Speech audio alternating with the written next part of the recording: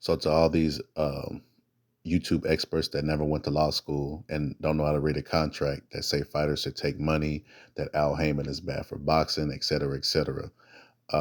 I'm gonna let you listen to Michael Moore explain why fighters go broke. The only thing that's consistent in this 200 plus year sport is the 33 and a third fee that goes to a manager, and that doesn't make any sense. Make it 5%. Or why is it that the days of the mob, when the mob ruled boxing, the rules for there have still carried on into the 21st century? That blows my mind. How the hell do managers off the top before anything is ever split up automatically get 33 and a third? Why is their fee already standard, but the boxer's fee is not standard? They should not have a standard fee or whatever. And then the trainers get 10%. Is the numbers for today have carried on from the years of, like I said, when the mob ruled and people like Joe Louis, famous boxers, would retire broke. And that just blows my mind that that exists in today's world. But like I said, to all the YouTubers who be pocket watching and, you know, experts and lawyers and at this, $1 million is not really $1 million for a fighter.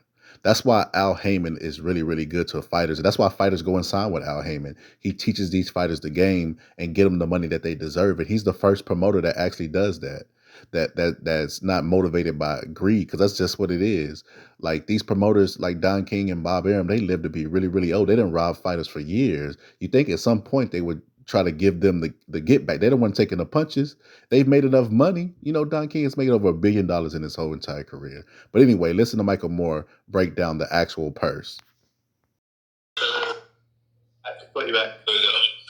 Um, um, Most people think back in those days, Tyson, Holyfield, Lewis, Moore, Bo, we made a lot of money. 33 and a third percent is taken away because that's what the manager is supposed to get. Then a promoter takes 25%. Then the trainer takes 10%. Okay? Now, with all those percentages being taken out, so that's what? 50, 60, 63%? That's a lot. That's over half of your 63% of your money is gone already. Then you have to pay taxes on top of the money before you dish it out.